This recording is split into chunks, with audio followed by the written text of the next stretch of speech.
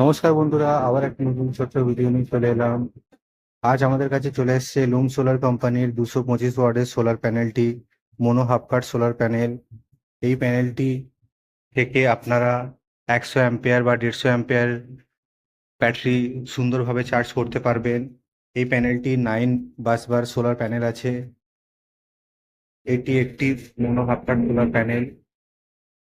আজ একটা কাস্টমার আমাদের কাছে 225 ওয়াটের সোলার প্যানেল নিতে এসেছিলেন, তো সেটির মাধ্যমে তুলে ধরছি আপনাদের কাছে।